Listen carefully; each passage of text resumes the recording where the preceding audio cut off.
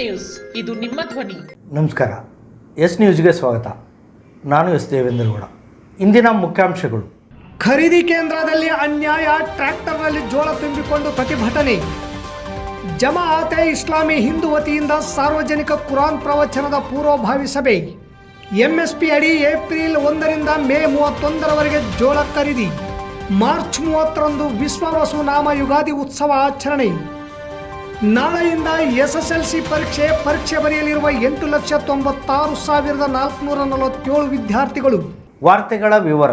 ಜೋಳ ಖರೀದಿ ಕೇಂದ್ರದಲ್ಲಿ ಆಗುತ್ತಿರುವ ಅನ್ಯಾಯದ ಕುರಿತು ಕರ್ನಾಟಕ ರಾಜ್ಯ ರೈತ ಸಂಘ ಹಾಗೂ ಹಸಿರು ಸೇನೆ ನೇತೃತ್ವದಲ್ಲಿ ನೂರಾರು ರೈತರು ಟ್ರ್ಯಾಕ್ಟರ್ನಲ್ಲಿ ಜೋಳ ತುಂಬಿಕೊಂಡು ತಹಸೀಲ್ ಕಚೇರಿ ಮುಂದೆ ಪ್ರತಿಭಟಿಸಿ ತಮ್ಮ ಆಕ್ರೋಶವನ್ನು ವ್ಯಕ್ತಪಡಿಸಿದರು. ಪ್ರತಿಭಟನಾಕಾರರನ್ನು ಉದ್ದೇಶಿಸಿ ಸಂಘಟನೆಯ ರಾಜ್ಯ ಪ್ರಧಾನ ಕಾರ್ಯದರ್ಶಿ ಬಸವರಾಜ್ ಗೋಡಿಹಾಳ್ ಮಾತನಾಡಿ, ರೈತರ ಬದುಕು ನಿತ್ಯವೂ ಹೋರಾಟದ ಬದುಕಾಗಿದೆ. ನೀರಿಗಾಗಿ, ರಾಸಾಯನಿಕ ಗೊಬ್ಬರಕ್ಕಾಗಿ, ಬೆಂಬಲ ಬೆಲೆಗಾಗಿ ಹಾಗೂ ಖರೀದಿ ಕೇಂದ್ರ ಸೇರಿದಂತೆ ಪ್ರತಿಯೊಂದಕ್ಕೂ ಪ್ರತಿಭಟಿಸುವುದು ತಪ್ಪುತ್ತಿಲ್ಲ. ಜೋಳ ಕಟಾವು ಮಾಡಿದ 3 ತಿಂಗಳ ನಂತರ ಖರೀದಿ ಕೇಂದ್ರವನ್ನು ಪ್ರಾರಂಭಿಸಿ ವಿವಿಧ ರೀತಿಯ ನಿಯಮಗಳನ್ನು ಮಾಡುತ್ತಿರುವುದು ಎಷ್ಟರ ಮಟ್ಟಿಗೆ ಸರಿ? ರೈತ ಬೆಳೆಯುವುದು ಹೊಲಗದ್ದೆಗಳಲ್ಲಿ, ಕಾರ್ಖಾನೆಗಳಲ್ಲಿ ಅಲ್ಲ. ಹವಾಮಾನ ವೈಪರೀತ್ಯಗಳ ಮಧ್ಯೆ ಸಾವಿರಾರು ರೋಗಗಳನ್ನು ಎದುರಿಸುತ್ತಾ ಜೋಳವನ್ನು ಬೆಳೆದಿದ್ದು ಅದರಲ್ಲಿ ಸಣ್ಣ ಮತ್ತು ದೊಡ್ಡ ಕಾಳುಗಳು ಬರುವುದು ಸರ್ವೇ ಸಾಮಾನ್ಯ. ದಪ್ಪ ಕಾಳಿನ ಜೋಳ ಖರೀದಿ ಮಾಡಿ ಸಣ್ಣ ಕಾಳಿನ ಜೋಳ ಖರೀದಿ ಮಾಡದೇ ಇರುವುದು ಸರಿಯಲ್ಲ. ರೈತರ ಹೆಸರಿನಲ್ಲಿ 4ರಿಂದ 5 ಸರ್ವೆ ನಂಬರ್ಗಳು ಇರುತ್ತವೆ. ಅದರಲ್ಲಿ 1ರಿಂದ 2 ಸರ್ವೆ ನಂಬರ್ನಲ್ಲಿ ಭತ್ತ ಬೆಳೆದು ಉಳಿದ ಸರ್ವೆ ನಂಬರ್ನಲ್ಲಿ ಜೋಳ ಬೆಳೆದಿದ್ದು, ಆದರೆ ಸಂಪೂರ್ಣ FID ನಂಬರ್ ಲಾಕ್ ಮಾಡಿರುವುದು ಸರಿಯಾದ ಕ್ರಮವಲ್ಲ. ಕೂಡಲೇ ಲಾಕ್ ಮಾಡಿದ FID ನಂಬರ್ ಅನ್ಲಾಕ್ ಮಾಡಿ ರೈತರು ಬೆಳೆದ ಜೋಳವನ್ನು ಸಣ್ಣ ಮತ್ತು ದಪ್ಪ ಎನ್ನದೇ ಎಲ್ಲವನ್ನೂ ಖರೀದಿ ಮಾಡಬೇಕೆಂದು ಆಗ್ರಹಿಸಿ ತಹಸೀಲ್ದಾರ್ ಅರುಣ್ಕುಮಾರ್ ದೇಸಾಯಿ ಅವರಿಗೆ ಮನವಿ ಸಲ್ಲಿಸಿದರು. ಈ ಸಂದರ್ಭದಲ್ಲಿ ಮಾಳಪ್ಪ ಪೂಜಾರಿ, ನಾಗರಾಜ್ ಬಿಂಗಿ, ಮುದಿಯಪ್ಪ ಸುಕಲ್ಪೇಟೆ, ರಾರಾಯಪ್ಪ ದೇವರಗುಡಿ, ನಿಂಗಪ್ಪ ಮಾಡಗಿರಿ, ಬಸವರಾಜ್ ನಂಜಲ್ದಿನ್ನಿ, ಹನುಮಂತ ಹೆಬ್ಬಾಳ್, ತಿಪ್ಪಣ್ಣ, ಹನುಮಂತ ಬನ್ನದ್ ಸೇರಿದಂತೆ ನೂರಾರು ರೈತರು ಪ್ರತಿಭಟನೆಯಲ್ಲಿ ಭಾಗವಹಿಸಿದ್ದರು.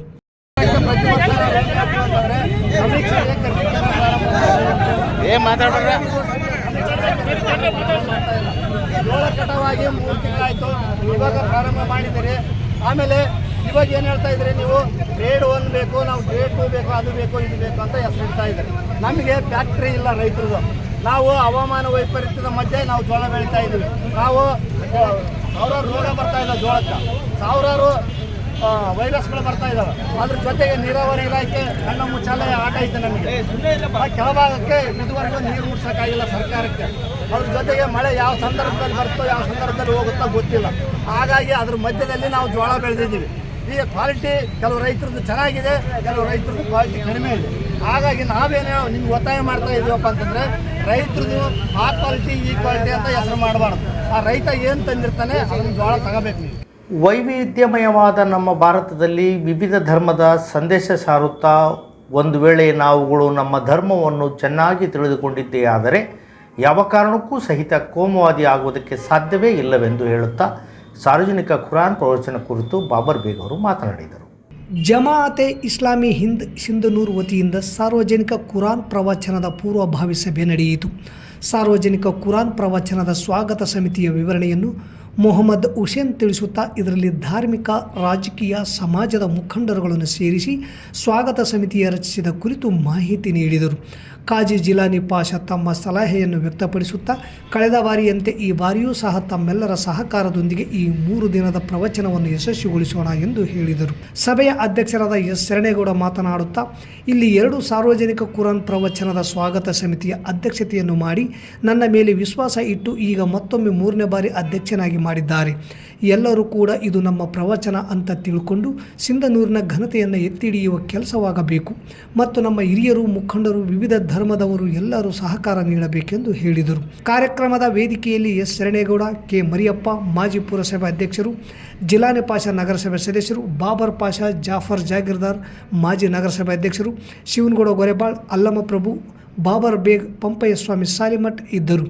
ಕಾರ್ಯಕ್ರಮದಲ್ಲಿ ನಾಗರಾಜ್ ಸಜ್ಜನ್, ಪ್ರಹ್ಲಾದ್ ಗುಡಿ, ಸಫೀವುಲ್ಲಾ ಖಾನ್, ಕಾಜಿ ಜಾವೀದ್, ಹಾರೂನ್ ಪಾಷಾ ಜಾಗೀರ್ದಾರ್, ನದೀಮುಲ್ಲಾ, ಹಾಫೀಜ್ ಗನಿ, ಸುಹೇಲ್ ದೇಸಾಯಿ, ಸೈಫುಲ್ಲಾ, ನಿಸಾರ್ ಖಾನ್, ಕಾಜಿ ಮಲ್ಲಿಕ್, ವಲಿ ಮಿಟ್ಟಿಮನಿ, ನವಾಜ್ ನೂರುದ್ದೀನ್ ಸೇರಿದಂತೆ ಇನ್ನು ಹಲವರು ಭಾಗವಹಿಸಿದ್ದರು. ಪ್ರತಿ ಎಕರೆಗೆ 20 ಕ್ವಿಂಟಲ್ನಂತೆ ಗರಿಷ್ಠ 150 ಕ್ವಿಂಟಲ್ ಜೋಳವನ್ನು MSP ಅಡಿ ಖರೀದಿಸಲು ಸರ್ಕಾರ ನಿರ್ಧರಿಸಿದ್ದು, ರಾಯಚೂರು ಜಿಲ್ಲೆಗೆ ಕರ್ನಾಟಕ ರಾಜ್ಯ ಕೃಷಿ ಮಾರಾಟ ಮಂಡಳಿಯನ್ನು ಸಂಗ್ರಹಣಾ ಸಂಸ್ಥೆಯಾಗಿ ನೇಮಿಸಿದೆ. ಕನಿಷ್ಠ ಬೆಂಬಲ ಬೆಲೆ ಯೋಜನೆಯಡಿ ಜೋಳ ಖರೀದಿಗೆ ಸಂಗ್ರಹಣಾ ಸಮಸ್ಯೆಗಳನ್ನು ನೇಮಿಸಿದ್ದು, ಖರೀದಿ ಕೇಂದ್ರಗಳಲ್ಲಿ ಮಾರ್ಚ್ 25ರಿಂದ ಜೋಳ ಖರೀದಿಗೆ ಸಂಬಂಧಿಸಿದಂತೆ ರೈತರ ನೋಂದಣಿ ಕಾರ್ಯ ಕೈಗೊಳ್ಳತಕ್ಕದ್ದು. ಪ್ರತಿ ಎಕರೆಗೆ 20 ಕ್ವಿಂಟಲ್ನಂತೆ ಗರಿಷ್ಠ 150 ಕ್ವಿಂಟಲ್ ಜೋಳವನ್ನು MSP ಅಡಿ ಖರೀದಿಸಲು ಸರ್ಕಾರ ನಿರ್ಧರಿಸಿದ್ದು, ಹೈಬ್ರಿಡ್ ಜೋಳ ಪ್ರತಿ ಕ್ವಿಂಟಲಿಗೆ 3,371 ರೂಪಾಯಿ ಹಾಗೂ ಬಿಳಿ ಜೋಳಕ್ಕೆ ಪ್ರತಿ ಕ್ವಿಂಟಲಿಗೆ 3,471 ರೂಪಾಯಿ ದರ ನಿಗದಿಪಡಿಸಿದೆ. ಜೋಳ ಸಂಗ್ರಹಣೆಗೆ ಅಗತ್ಯವಿರುವ ಹೊಸ ಗೋಣಿ ಚೀಲಗಳನ್ನು ಕರ್ನಾಟಕ ಆಹಾರ ಮತ್ತು ನಾಗರಿಕ ಸರಬರಾಜು ನಿಗಮ ನಿಯಮಿತ ಸಂಸ್ಥೆಯಿಂದ ಖರೀದಿ ಏಜೆನ್ಸಿಗಳಿಗೆ ಒದಗಿಸಲು ಆದೇಶಿಸಿದೆ. ಮಾರ್ಚ್ 30ರಂದು ಯುಗಾದಿ ಉತ್ಸವವನ್ನು ಸತ್ಯ ಗಾರ್ಡನ್ನಲ್ಲಿ ಆಚರಿಸಲು ಉತ್ಸವ ಸಮಿತಿ ನಿರ್ಧರಿಸಿದ್ದು, ಕಾರ್ಯಕ್ರಮ ಕುರಿತು ಚರ್ಚಿಸಲು ಇಂದು ಸಭೆ ಜರುಗಿ ರೂಪುರೇಷೆ ಸಿದ್ಧಪಡಿಸಲಾಯಿತು. ನಗರದ NGO ಹಾಲ್ನಲ್ಲಿ ಸೇರಿದ್ದ ಸಭೆಯಲ್ಲಿ ಈಗಾಗಲೇ ಸಮಿತಿಯಿಂದ ಸತತವಾಗಿ 15 ವರ್ಷಗಳಿಂದ ಯುಗಾದಿ ಉತ್ಸವ ಆಚರಿಸುತ್ತಾ ಬಂದಿದ್ದೇವೆ. ಈ ವರ್ಷವೂ ಕೂಡ ಮಾರ್ಚ್ 30ರಂದು ವಿಶ್ವ ವಸುನಾಮ ಯುಗಾದಿ ಉತ್ಸವ ಆಚರಣೆಯನ್ನು ವಿಜೃಂಭಣೆಯಿಂದ ಎಲ್ಲ ಬಾಂಧವರನ್ನು ಸ್ನೇಹಿತರನ್ನು ಸೇರಿಸಿ ಸಡಗರ ಸಂಭ್ರಮದಿಂದ ಆಚರಿಸಲು ಸಭೆ ನಿರ್ಣಯಿಸಿದ್ದು, ಅಂದು ಸಂಜೆ 5 ಗಂಟೆಗೆ ಸತ್ಯ ಗಾರ್ಡನ್ನಲ್ಲಿ ಕಾರ್ಯಕ್ರಮ ಆಯೋಜನೆ ಮಾಡಲಾಗಿದ್ದು, ಎಲ್ಲರೂ ಭಾಗವಹಿಸಲು ಸಂಘಟಕರು ಕರೆ ನೀಡಿದ್ದಾರೆ. ಈ ಸಭೆಯಲ್ಲಿ Y Narendranath, M Bhaskar, H Basavaraj ವಕೀಲರು, ಸುಮಿತ್ ತಡ್ಕಲ್, ಸರಸ್ವತಿ ಪಾಟೀಲ್, ಬಸಮ್ಮ ತಾಳಿಕೋಟೆ, ಭೀರಪ್ಪ ಸಂಬೋಜಿ, ನೀಲಮ್ಮ ಹೂಗಾರ್, ಚಂದ್ರಶೇಖರ್, ಪಂಪಯ್ಯಸ್ವಾಮಿ ಸಾಲಿಮಠ್, ಚಂದ್ರಶೇಖರ ಹೆರ್ದಿಯಾಳ್ ಇದ್ದರು. ಕಲ್ಯಾಣ ಕಣ್ಮಣಿ ಅಂತೇಳಿ ಆಯ್ಕೆ ಮಾಡ್ತದೆ. ನೆಕ್ಸ್ಟ್ ಬುಧವಾರ ಅದರ ಆಯ್ಕೆ ಪ್ರೊಸೆಸ್ ನಡೀತದೆ. ನಂತರ ಕಲ್ಚರಲ್ ಪ್ರೋಗ್ರಾಮ್ಸ್ಗಳದಾವ, ಬೇವು ಬೆಲ್ಲ ವಿತರಣೆ, ಪಂಚಾಂಗ ಪಠಣ, ಇವೆಲ್ಲ ಕಾರ್ಯಕ್ರಮದ ಬಗ್ಗೆ ನಾವೆಲ್ಲ ಇದುವರೆಗೂ ಮತ್ತು ಎಲ್ಲ ಊರಿನ ಜನ, ಇದು ಊರ ಹಬ್ಬ ಆಗಿರೋದ್ರಿಂದ ಎಲ್ಲರೂ ಈ ಕಾರ್ಯಕ್ರಮಕ್ಕೆ ಆಗಮಿಸಬೇಕಂತೇಳಿ ವಿನಂತಿಸಿಕೊಳ್ಳಿ. ಅಂದರೆ 30ನೇ ತಾರೀಕು ಸಾಯಂಕಾಲ 5 ಗಂಟೆಗೆ ಯುಗಾದಿ ಉತ್ಸವವನ್ನು, ಯುಗಾದಿ ಸಮಾರಂಭವನ್ನು ಏರ್ಪಡಿಸಲು ನಾವೆಲ್ಲ ತೀರ್ಮಾನಿಸಿದ್ದೇವೆ. ಆ ಒಂದು ಸಮಾರಂಭದಲ್ಲಿ ಬೇವು ಬೆಲ್ಲ ವಿತರಣೆ ಇರುತ್ತದೆ, ಪಂಚಾಂಗ ಶ್ರವಣ ಇರುತ್ತದೆ, ಕವಿಗೋಷ್ಠಿ ಇರುತ್ತದೆ, ಆಮೇಲೆ ಕಲ್ಯಾಣ ಕರ್ನಾಟಕ ಕಣ್ಮಣಿ ಪ್ರಶಸ್ತಿ ಸನ್ಮಾನ ಸಮಾರಂಭ ಇರುತ್ತದೆ. ಅದೇ ರೀತಿ ನಮ್ಮ ಸ್ಥಳೀಯ ಮತ್ತು ಹೊರ ಜಿಲ್ಲೆಗಳಿಂದ ಆಯ್ದ ಕಲಾವಿದರಿಂದ ಸಾಂಸ್ಕೃತಿಕ ಕಾರ್ಯಕ್ರಮಗಳು ಇರ್ತವೆ. ಅವತ್ತಿನ ಕಾರ್ಯಕ್ರಮದಲ್ಲಿ ಎಲ್ಲ ಮಹಿಳೆಯರು ಮತ್ತು ಬಾಲಕರು, ಬಾಲಕಿಯರು ಮತ್ತು ಅದೇ ರೀತಿ ಎಲ್ಲ ನಾಗರಿಕ ಬಂಧುಗಳು ಕುಟುಂಬ ಸಮೇತವಾಗಿ ಭಾಗವಹಿಸಬೇಕು. ಮತ್ತು ಅವತ್ತಿನ ದಿನ ಬೇವು ಬೆಲ್ಲ ಜೊತೆಗೆ ಪ್ರಾರಂಭವಾಗಿ ರಾತ್ರಿ ಉಪಹಾರದ ಜೊತೆಗೆ ಅಂತ್ಯವಾಗುತ್ತದೆ. ಈ ಒಂದು ಕಾರ್ಯಕ್ರಮದಲ್ಲಿ ಎಲ್ಲರೂ ಭಾಗವಹಿಸಿ ಕಾರ್ಯಕ್ರಮ ಮೆರುಗು ತರಲು ಮತ್ತು ನಮ್ಮ ಈ ದಕ್ಷಿಣ ಭಾರತದ ಮುಖ್ಯವಾದ ಹಬ್ಬ ಆಗಿರುವಂತಹ ಯುಗಾದಿ ಉತ್ಸವವನ್ನು ಯಶಸ್ವಿಗೊಳಿಸಲು ಎಲ್ಲ ನಾಗರಿಕ ಬಂಧುಗಳಲ್ಲಿ ನನ್ನ ವಿನಂತಿ ಮತ್ತು ನಮ್ಮ ಸಮಿತಿ ವತಿಯಿಂದ ಅವರೆಲ್ಲರಲ್ಲಿ ಮತ್ತು ಮತ್ತೊಮ್ಮೆ ವಿನಂತಿಸಿಕೊಳ್ತಾ ಇದ್ದೇನೆ. ಪ್ರತಿ ವರ್ಷದಂತೆ ಈ ವರ್ಷವೂ ಸಹ ಸತ್ಯಗಾರ್ಡನ್ನಲ್ಲಿ ಯುಗಾದಿ ಉತ್ಸವವನ್ನು ಆಚರಿಸಲು ಯುಗಾದಿ ಉತ್ಸವ ಸಮಿತಿ ನಿರ್ಧರಿಸಿದೆ. ಈ ಯುಗಾದಿ ಉತ್ಸವದಲ್ಲಿ ಬೇವು ಬೆಲ್ಲ ವಿತರಣೆ, ಪಂಚಾಂಗ ಪಠಣ ಹಾಗೂ ಸಾಂಸ್ಕೃತಿಕ ಕಾರ್ಯಕ್ರಮಗಳು ಹಾಗೂ ಕವಿಗೋಷ್ಠಿ ಇವೆಲ್ಲವನ್ನು ಒಳಗೊಂಡಂತೆ ನಮ್ಮ ಹಬ್ಬ ಇದೆಲ್ಲ ಕರ್ನಾಟಕದ ಹಾಗೂ ಎಲ್ಲ ಜನರ ಹಬ್ಬ. ಹಾಗಾಗಿ ಈ ಒಂದು ಹಬ್ಬದಲ್ಲಿ ಎಲ್ಲರೂ ವೈಭವದಿಂದ ಪಾಲ್ಗೊಂಡು ಮತ್ತು ವಿಶೇಷವಾಗಿ ನಮ್ಮ ಶೈಲಿಯ, ನಮ್ಮ ಸಂಸ್ಕೃತಿಯ ಉಡುಪುಗಳನ್ನು ಧರಿಸಿ ಆರಾಮವಾಗಿ ಆನಂದವಾಗಿ ಒಂದು ದಿನ ನಾವೆಲ್ಲರೂ ಸೇರಿ ಬೇವು ಬೆಲ್ಲದ ಜೊತೆಗೆ ಕಾಲ ಕಳೆಯುವಂಥ ಈ ಸಂದರ್ಭದಲ್ಲಿ ಈ ಯುಗಾದಿ ಉತ್ಸವ ಸಮಿತಿ ಒಂದು ನಿರ್ಧಾರ ಮಾಡಿದೆ. ಹಾಗಾಗಿ ಈ ಸಮಿತಿಯ ಪೂರ್ವಭಾವಿ ಸಭೆಯಲ್ಲಿ ಪಾಲ್ಗೊಂಡಿದ್ದಾರೆ. ಮುಂದಿನ ಕ್ರಿಯೆಗಳನ್ನು ಎಲ್ಲರನ್ನ ಆಹ್ವಾನಕ್ಕೆ ನಾವು ನಡೆಗೊಳಿಸ್ತಾ ಇದ್ದೇವೆ. ಜೊತೆಗೆ ಕಲ್ಯಾಣ ಕರ್ನಾಟಕದ ಕಣ್ಮಣಿ ಪ್ರಶಸ್ತಿಯನ್ನು ಈ ಬಾರಿ ಇಬ್ಬರು ಮಹನೀಯರಿಗೆ ನೀಡಲಾಗ್ತದೆ. ಅದನ್ನು ನಂತರ ಸಮಿತಿ ನಿರ್ಧಾರ ಮಾಡಿದೆ. ಕುಣಿದು ಕುಪ್ಪಳಿಸಿ ಬೇವನ್ನು ಪರಸ್ಪರವಾಗಿ ಹಂಚಿಕೊಳ್ಳುವುದರ ಮುಖಾಂತರ ಹಬ್ಬವನ್ನು ಸ್ವಾಗತ ಮಾಡುವಂಥ ಈ ಸಂದರ್ಭದಲ್ಲಿ ಕೋಗಿಲೆಯ ಗಾನ ಅನ್ನುವಂತೆ ಕವಿಗೋಷ್ಠಿ ಮತ್ತು ವಿವಿಧ ಕಾರ್ಯಕ್ರಮಗಳನ್ನು ಮಾಡುವುದರ ಮುಖಾಂತರವಾಗಿ ವಿಶೇಷವಾಗಿ ನಾವು ಹಿಂದೂಗಳಾಗಿರೋದರಿಂದ ಪಂಜೆ ಮತ್ತು ಧೋತಿಗಳನ್ನು ಹಾಕಿಕೊಂಡು ಬಿಳೆ ವಸ್ತ್ರ, ಶ್ವೇತವರ್ಣದ ವಸ್ತ್ರವನ್ನು ಹಾಕಿಕೊಂಡು ಮಹಿಳೆಯರು ಇಳಕಲ್ ಸೀರೆಯನ್ನು ಉಟ್ಕೊಂಡು ಈ ಹಬ್ಬದ ಒಂದು ಕಳೆ ಕಟ್ಟಬೇಕು ಅನ್ನುವಂಥದ್ದು ನಮ್ಮ ಎಲ್ಲರ ಪ್ರೀತಿಯ ಒಂದು ಸಂಕೇತವಾಗಿದೆ. ಹಾಗಾಗಿ ಈ ಹಲವು ರೀತಿಯಿಂದ ತಿರುಗಿಕೊಂಡು ಬಂದು ಸಿಂಧನೂರಿನಲ್ಲಿ 15ನೇ ವರ್ಷ ಇದು ತನ್ನ ಹಬ್ಬ ಆಚರಣೆ ಮಾಡಿಕೊಳ್ತಾ ಇರೋದು ಸಂತೋಷದ ಸಂಗತಿಯಾಗಿದೆ. ನಾವೂ ಬರ್ತಾ ಇದ್ದೇನೆ, ನನ್ನವರನ್ನು ಕರೆತರ್ತಾ ಇದ್ದೇನೆ, ತಾವು ಬನ್ನಿ, ತಮ್ಮವರನ್ನು ಕರೆತನ್ನಿ ಅನ್ನುವಂಥ ಮಾತನ್ನು ಈ ಸಂದರ್ಭದಲ್ಲಿ ಹೇಳಿ ನಮ್ಮ ಸ್ವಾಗತ ಸಮಿತಿ ಸದಾ ಸರ್ವರನ್ನು ಸ್ವಾಗತಿಸ್ತಾ ಇದೆ ಅಂತ ಮತ್ತೊಮ್ಮೆ ಹೃತ್ಪೂರ್ವಕವಾಗಿ ಅನಂತ ಭಕ್ತಿಯ ಶರಣಾರ್ಥಿಗಳೊಂದಿಗೆ ವಿನಂತಿಸಿಕೊಳ್ತಾ ಇದ್ದೇನೆ. SLC ವಾರ್ಷಿಕ ಪರೀಕ್ಷೆ ನಾಳೆಯಿಂದ ಏಪ್ರಿಲ್ 4ರವರೆಗೂ ನಡೆಯಲಿದ್ದು ಶಾಲಾ ಪರೀಕ್ಷೆ ಮತ್ತು ಮೌಲ್ಯ ನಿರ್ಣಯ ಮಂಡಳಿ ಎಲ್ಲ ಸಿದ್ಧತೆ ಮಾಡಿಕೊಂಡಿದೆ.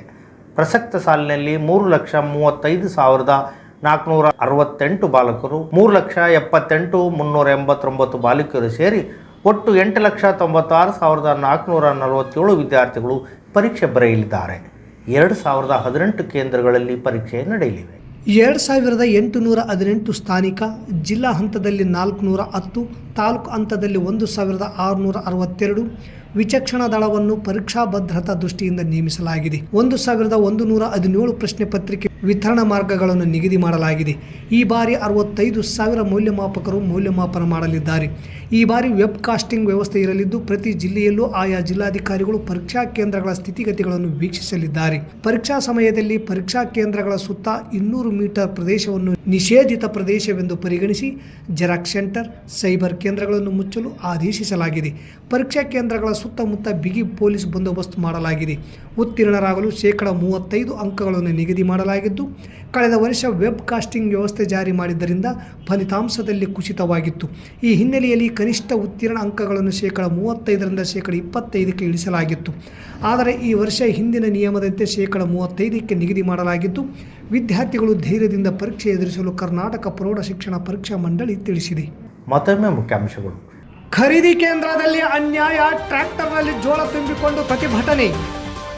ಜಮಾಅತೆ ಇಸ್ಲಾಮಿ ಹಿಂದೂ ವತಿಯಿಂದ ಸಾರ್ವಜನಿಕ ಕುರಾನ್ ಪ್ರವಚನದ ಪೂರ್ವಭಾವಿ ಸಭೆ. MSP ಅಡಿ ಏಪ್ರಿಲ್ 1ರಿಂದ ಮೇ 31ರವರೆಗೆ ಜೋಳ ಖರೀದಿ. ಮಾರ್ಚ್ 30ರಂದು ವಿಶ್ವ ವಸುನಾಮ ಯುಗಾದಿ ಉತ್ಸವ ಆಚರಣೆ. ನಾಳೆಯಿಂದ SSLC ಪರೀಕ್ಷೆ ಬರೆಯಲಿರುವ 8,96,447 ವಿದ್ಯಾರ್ಥಿಗಳು. ಇಲ್ಲಿಗೆ ವಾರ್ತಾ ಪ್ರಸಾರ ಮುಕ್ತಾಯವಾಯಿತು. ನಿರಂತರ ಸುದ್ದಿಗಾಗಿ ವೀಕ್ಷಿಸಿ ಎಸ್ ನ್ಯೂಸ್. ಇದು ನಿಮ್ಮ ಧ್ವನಿ. ನಮಸ್ಕಾರ. Sudiksha International School and PU College. Nursery to PUC. Admissions open for 2025-2026 batch. Located amidst lush greenery in Gadinadu, Ballari district. Sudiksha International School and PU College.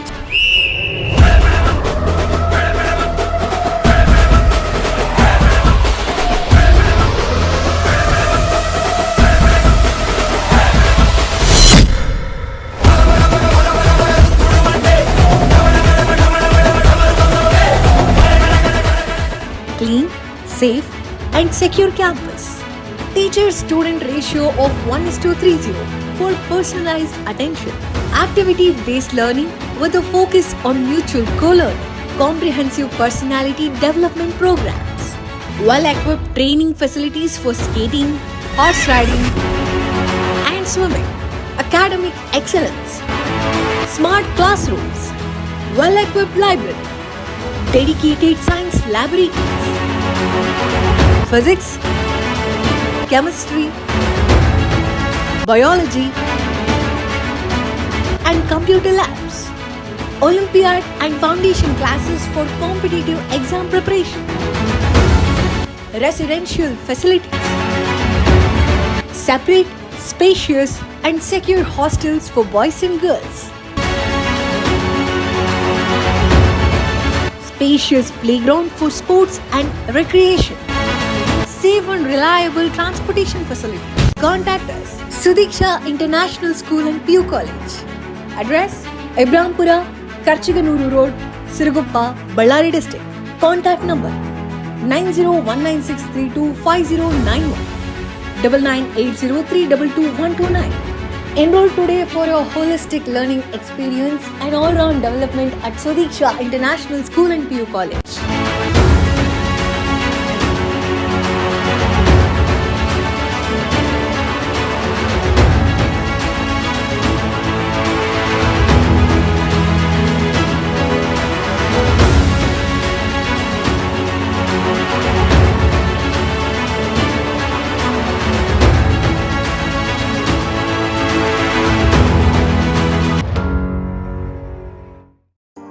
Sunrise group of institute Sindhanur ಕೇಂದ್ರ ಮತ್ತು ರಾಜ್ಯ ಸರ್ಕಾರದಿಂದ ಮಾನ್ಯತೆ ಪಡೆದಿದೆ. ಪ್ರಿಯ ಪಾಲಕರೇ ಹಾಗೂ ವಿದ್ಯಾರ್ಥಿಗಳೇ, ನಿಮ್ಮ ಉಜ್ವಲ ಭವಿಷ್ಯಕ್ಕಾಗಿ ಒಮ್ಮೆ ಈ ಸಂಸ್ಥೆಗೆ ಭೇಟಿ ನೀಡಿ.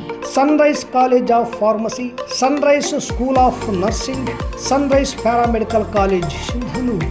ಈ ಸಂಸ್ಥೆಯಲ್ಲಿರುವ ಕೋರ್ಸ್ಗಳು ಡಿ ಫಾರ್ಮಸಿ ವಿದ್ಯಾರ್ಹತೆ PUC ಸೈನ್ಸ್ ಪಾಸ್, ಅವಧಿ 2 ವರ್ಷ.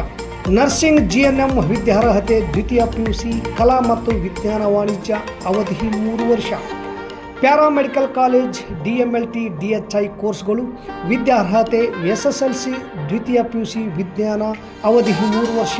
ಹಾಗೂ ಈ ಸಂಸ್ಥೆಯ ವಿಶೇಷತೆ ಏನೆಂದರೆ ಅನುಭವಿ ಉಪನ್ಯಾಸಕರಿಂದ ಬೋಧನೆ, ಪ್ರತಿ ಶನಿವಾರ ವಿಶೇಷ ತಜ್ಞ ವೈದ್ಯರಿಂದ ಉಪನ್ಯಾಸ, ಸುಸಜ್ಜಿತ ಕಟ್ಟಡ, ಸ್ಮಾರ್ಟ್ ಕ್ಲಾಸಸ್ ಹಾಗೂ ವಿಶೇಷವಾಗಿ ಎಲ್ಲ ವಿದ್ಯಾರ್ಥಿಗಳ ಸುರಕ್ಷತೆಗಾಗಿ CC ಕ್ಯಾಮೆರಾ ಅಳವಡಿಸಲಾಗಿದೆ. ಮತ್ತು ವಿದ್ಯಾರ್ಥಿಗಳಿಗೆ ಕಲಿಕಾ ಅನುಭವಕ್ಕಾಗಿ ಸಿಂಧನೂರು ಹಾಗೂ ವಿವಿಧ ನಗರದ ತಜ್ಞ ವೈದ್ಯರಿಂದ ಉಚಿತವಾಗಿ ಸುಮಾರು ಆರೋಗ್ಯ ತಪಾಸಣೆ ಶಿಬಿರದಲ್ಲಿ ವಿದ್ಯಾರ್ಥಿಗಳು ಭಾಗವಹಿಸಿ ವಿಶೇಷ ಕಲಿಕಾ ಅನುಭವವನ್ನು ಪಡೆದಿರುತ್ತಾರೆ. ಪ್ರವೇಶಕ್ಕಾಗಿ ಹಿಂದೆ ಸಂಪರ್ಕಿಸಿ. ಇರ್ಫಾನ್ K, ಅಧ್ಯಕ್ಷರು, sunrise group of D pharmacy, nursing GNM, paramedical DMLT ಹಾಗೂ DHI ಕಾಲೇಜ್ ಸಿಂಧನೂರು. ವಾಸವಿ ಕಲ್ಯಾಣ ಮಂಟಪದ ಮುಂಭಾಗ, PWD ಕ್ಯಾಂಪ್, ರಾಯಚೂರು ರಸ್ತೆ, ಸಿಂಧನೂರು. Phone number 8197143588, 8904242655, 9036731385.